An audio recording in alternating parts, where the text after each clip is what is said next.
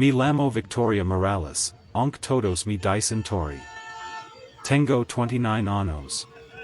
El día de acción de gracias del año pasado, mi padre se puso de pie delante de 30 parientes y me regañó como si fuera una cría malcriada, solo porque me atrevía a preguntar que me había dejado mi abuela en su testamento. Toda la mesa se rió. Lo mayor fijamente y di una sola palabra, bien.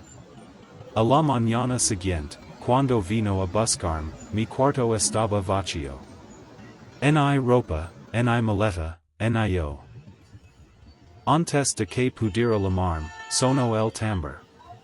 En la puerta estaba Hernán Castillo, el abogado de mi abuela, con un maletín cargado de papeles que mi padre nunca supo que existían. Pero para entender lo que había dentro de ese maletín, tengo que empezar por el principio. Mi abuela, Elena Morales, murió un martes por la mañana, a los 87 años. Menage hasta el hospital en silencio, solo el ruido de la lluvia contra el parabrisas y mi propia respiración entrecortada. Cuando llegué, mi padre Ricardo, juez retirado, 63 años, ya estaba en el pasillo. No lloraba. Hablaba por teléfono sobre plazos legales. Mi hermano Gabriel estaba junto a él.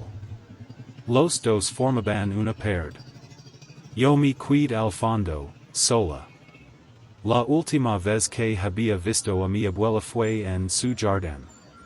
Me apretó la mano con una fuerza que no esperaba y me dijo, casi en un susurro, ya tomé mis precauciones. Confía en mí. No entendí nada. Todavía no. El funeral fue 3 días después. Mi padre dio el discurso, unos minutos sobre el legado familiar. Nombró a Gabriel 4 veces, a mi madre una, a mí ninguna. Mientras la gente daba el pasame, alguien me preguntó en qué trabajaba. Mi padre se inclinó por detrás y respondió por mí, decina jardines para gente rica. Algunos se rieron. Un hombre mayor, de pelo plateado y anteojos dorados, me tomó la mano. Su abuela estaba muy orgullosa de usted. Nos vamos a estar en contacto, dijo, y desapareció entre la gente. Era Hernán Castillo. Tenía en sus manos la llave de todo lo que vendría después. Esa noche la familia se juntó en la casa. Mi padre alzó su copa y anunció que él se encargaría de administrar todos los bienes. Sus ojos se posaron en mí. Vos no tens que preocupar por nada, Tori. Lo complicado no es lo tuyo. Me cortó cuando intent hablar. Mi madre, confundida, solo agregó, lo que sí que te haya prometido, olvidalo.